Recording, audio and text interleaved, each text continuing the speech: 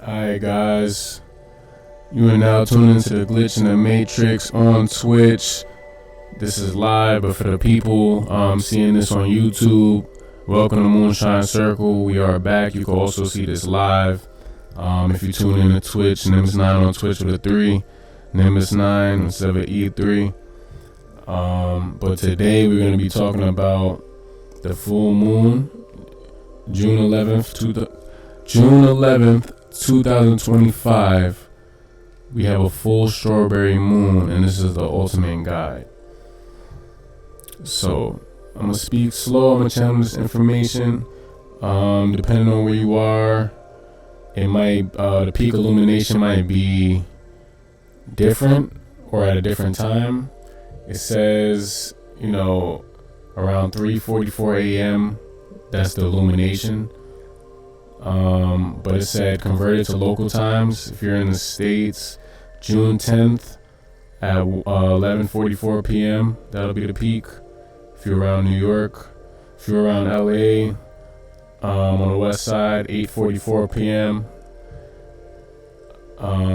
If you're in Sydney, Australia, or London, June 11th, it'll be at 1:44 p.m. for Sydney and 5:44 a.m. for London. So the best time to see it is at near sunset / moonrise. For the full moon, illusion appears larger near the horizon. So that's just if you guys want to see it. Also remember that the full moon and its effects can be felt 3 days before and up to 3 days after. So even if you're seeing this video a couple days after, you can still probably harness the energy of the full moon, or you could just be feeling a lot of things amplified. So the name of this moon is the strawberry moon from the Algonquin tribes. The Algonquin tribes, marking peak strawberry harvest in North America. So that's how we got the name. The moon is not actually pink, but some other cultural names are rose moon. The Europeans tied to blooming roses.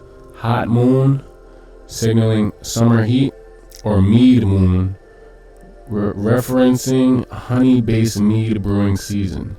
So it's a lot of different names for it. Strawberry moon, rose moon, hot moon, or mead moon. Just from different backgrounds, different cultural traditions, backgrounds, but it all kind of has a similar theme of, peaking, marking the peak or the start. I said the peak, marking the start of summer or the peak time where certain things are blooming and certain harvests are, harvesting. So this full moon is in Sagittarius. Sagittarius is a fire sign, emphasizing adventure, truth-seeking, and optimism. So all my Sagittariuses out there, you feel me? Y'all probably gonna be feeling this moon extra heavy. Spiritual themes: a time for expansion, travel, and philosophical growth. So a lot of us probably feel around this full moon that we want to do more, we want to experience more, we want to become more, and it's actually a good time to set your intentions and do some visualization, meditation with no hesitation underneath this moon, or even up to 3 days after, to really harness and tap into the essence of the energy. Another spiritual theme: powerful for releasing limiting beliefs and embracing new horizons. So if you've been feeling, let me turn my mic down a little bit. If you've been feeling stuck, limited, a lot of us probably feel, wrapped up in our daily routines. We trying to expand, we trying to go new places, see new things, have new thoughts and ideas and experiences in the mind. But this is a good time, but you just have to be very mindful, because the energies, the emotions, and a lot of things are heightened at this time, and a lot of people don't realize it. Around the full moon, they might feel certain type of ways. They might feel anxious.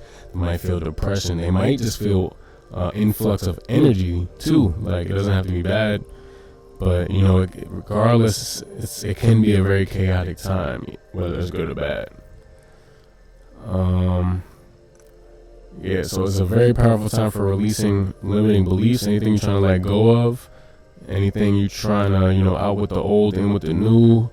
Amplifying the good already that you're experiencing, or the things that you already are trying to attract. It's a good time to amplify that and discard the rest. So it's not a super moon. It's too far from the perigee to qualify. So this is a regular moon, no lunar eclipse, but it will outshine fainter stars, and it's great for photography. So any type of pictures, like the moon might be busting tonight. Global celebrations and folklore, Native American traditions, ceremonies honoring Earth's bounty. European folklore, linked to love spells and prosperity rituals. And Hindu festival, Vat Purnima. I'm probably butchering that. Vat Purnima. Women tie threads around banyan trees for marital bliss. So it's just a time, the strawberry moon is a time where a lot of different traditions and cultures, they have ceremonies, rituals, celebrations around this time. Viewing and photography tips. Best time to watch just after sunset on June 10th. So the moon, it says June 11th, so a lot of people might think the full moon is tomorrow night, but they mean June 11th as in like right after June 10th, like going into the night. But you'll be able to see it tomorrow too as well, pretty full. So like right after the sunset or just before the sunrise, is a good time to see the moon or try to get some photos of it. Camera settings, low ISO, 100 to 400 aperture, f8, f11 shutter speeds. It's just like, this is just some details if you're a photographer. Naked eye viewing, look for a golden hue near the horizon. So if you can go to like a beach, if you can go to like a park or somewhere where you can see far, you can probably see the moon a lot better, or just feel the energy of it.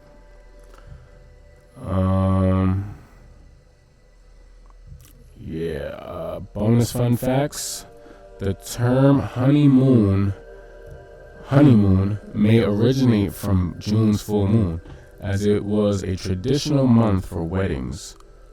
So it is a lot of celebration around this time, a lot of and the moon is amplifying that energy. In China, this moon is tied to the Dragon Boat Festival, though dates vary yearly.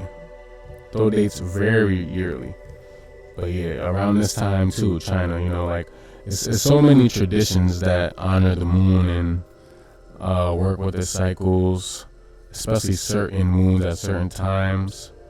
Like June is just now, like it's not even the solstice yet, so technically this is a full moon, but it's not even summertime yet. Technically, it's like the end of spring, but this moon is the moon that marks the energy of, like the last bit of spring into summer. So man, I feel like everyone needs to just be mindful of your energy at this time, because it is a good harvesting time. It's a good time to harvest energy, abundance, prosperity, love, all these type of things, and discard anything that's blocking your path, anything that's in your way, mentally, emotionally, spiritually, whatever the case may be, financially, it could be whatever.